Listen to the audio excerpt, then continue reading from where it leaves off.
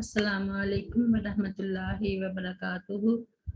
نحمدہ ونصلی علی رسولہ الکریم اما بعد فاعوذ باللہ من الشیطان الرجیم بسم اللہ الرحمن الرحیم رب اشرح لی صدری ویسر لی امری واحلل عقدۃ من لسانی یفقہوا قولی رب زدنی علما رب زدنی علما رب زدنا علما اللہم فقہنا فی الدین رب یسر ولا تعسر وتمم بالخیر رب ارحمہما کما ربیانی صغیرا رب ارحمہما کما ربیانی صغیرا رب ارحمہما کما ربیانا صغیرا۔ آج ہم سورۃ المائدہ کی آیت نمبر 76 سے پڑھیں گے انشاءاللہ۔ قل کہہ دیجئے تعبدون کیا تم عبادت کرتے ہو من دون اللہ اللہ تعالیٰ کو چھوڑ کر ما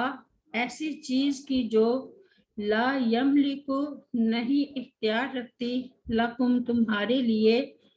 ضرا ولا نفع نقصان کا اور نہ نفع کا واللہ اور اللہ تعالیٰ وہ السمیع العلیم وہی خوب سننے والا خوب جاننے والا ہے۔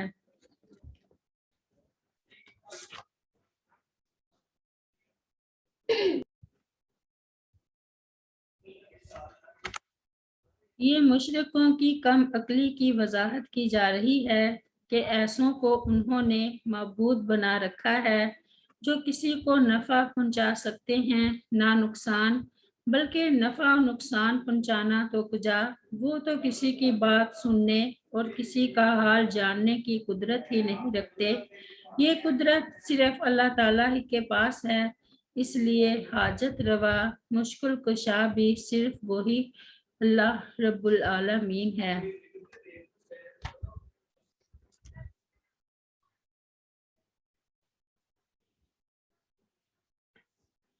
یہ الوحیت مسیح کی تردید میں چوتھی دلیل ہے، یعنی وہ دونوں اپنے بھی نفع و نقصان کا اختیار نہیں رکھتے تھے۔ یہود نے انہیں تکلیفات اور دکھ پہنچائے، وہ از خود ان کی مدافعت بھی نہیں کر سکتے تھے۔ یہود نے سیدہ مریم علیہ السلام پر زنا کی تہمت لگائی، عیسیٰ علیہ السلام کی زندگی بھر ان کے در پہ رہے، حتیٰ کہ حکومت سے ساز باز کر کے انہیں سولی پر چڑھانے کی کوشش کی، لیکن یہ دونوں نہ اپنے آپ کی مدافعت کر سکے نہ یہود کا کچھ بگاڑ سکے، پھر کیا وہ الوحیت میں شریک قرار دیے جا سکتے ہیں؟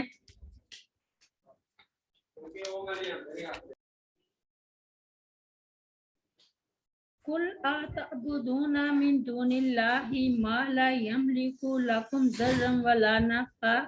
نفع و نقصان کا اختیار رکھنے والا صرف اللہ تعالیٰ ہے۔ قرآن مجید میں اللہ تعالیٰ نے ارشاد فرمایا قل ادعوا الذین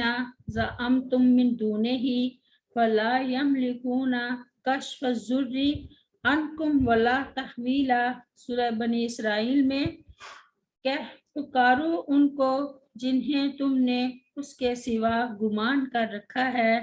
پس وہ نہ تم سے تکلیف دور کرنے کے مالک ہیں اور نہ بدلنے کے۔ اور فرمایا وَلَا تَدْعُ مِن دُونِ اللَّهِ مَا لَا يَنفَعُكَ وَلَا يَضُرُّكَ فَإِن فَعَلْتَ فَإِنَّكَ إِذًا مِنَ الظَّالِمِينَ، سورہ یونس میں اللہ تعالیٰ فرماتے ہیں اور اللہ کو چھوڑ کر اس چیز کو مت پکار جو تجھے نہ نفع دے اور نہ تجھے نقصان پہنچائے، پھر اگر تو نے ایسا کیا تو یقیناً اس میں اس وقت ظالموں سے ہوگا۔ اور فرمایا قل اندعو من دون اللہ ما لا ينفعنا ولا يضرنا ونرد على اعقابنا بعد اذ هدانا الله كالذي استهوته الشياطين في الارض حيران له اصحاب يدعونه الى الهدي इलल हदी तना कुल इन्ना हुदल्लाहि हुवल हुदा व उमिरना लिनुस्लिमा लिरब्बिल आलमीन। सूरत अल अनाम में कह दे, क्या हम अल्लाह ताला के सिवा उसको पुकारें जो ना हमें नफ़ा दे और ना हमें नुकसान दे, और हम अपनी एड़ियों पर फिर जाएं। इसके बाद कि अल्लाह ताला ने हमें हदायत दी है उस शख्स की तरह जिसे शैतानों ने ज़मीन में बहका दिया, इस हाल में कि हैरान है उसी के कुछ साथी हैं जो उसे सीधे रास्ते की तरफ बुला रहे हैं कि हमारे पास चला आ। कह दे, अल्लाह ताला का बताया हुआ रास्ता ही असल रास्ता है, और हमें हुक्म दिया गया है कि हम जहानों के रब के फर्मा बरदार बन जाएं। और फरमाया, इन्नल्लज़ीना तदऊना मिन दूनिल्लाहि इबादुन अमसालुकुम फदऊहुम फलयस्तजीबु लकुम इन कुंतुम सादिकीन। सूरत अल अराफ में बेशक जिन्हें तुम अल्लाह ताला के सिवा पुकारते हो वो तुम्हारे जैसे बंदे हैं, बस उन्हें पुकारो तो लाजिम है कि वो तुम्हारी दुआ कबूल करें अगर तुम सच्चे हो।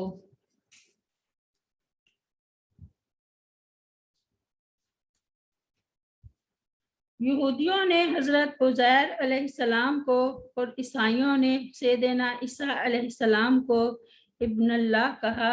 और अपने आप को भी अब्ना अल्लाह यानी अल्लाह ताला के बेटे और उसका महबूब करार दे दिया। बाज़ कहते हैं कि यहाँ एक लफ्ज़ मखसूफ है यानी अत्तिबा अब्ना इल्लाह,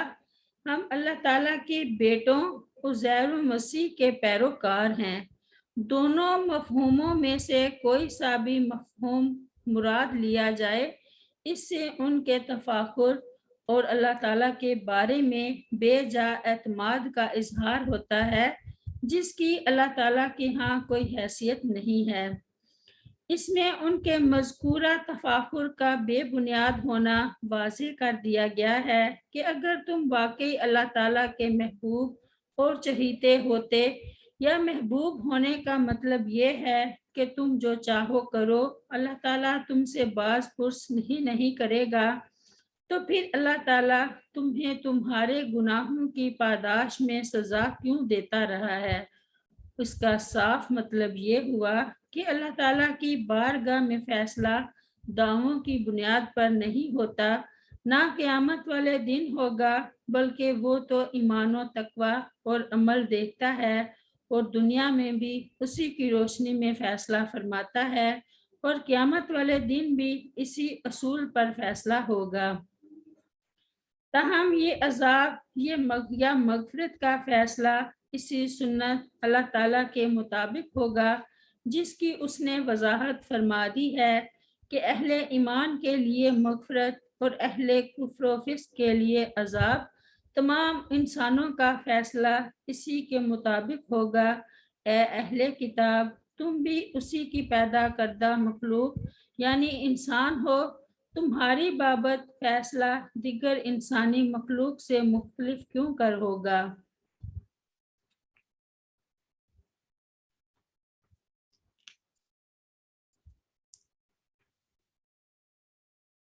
रब्बिग़फिरली वली वालिदैया वलिमन दखला बैतिया मुमिना वलिल मुमिनीना वल मुमिनात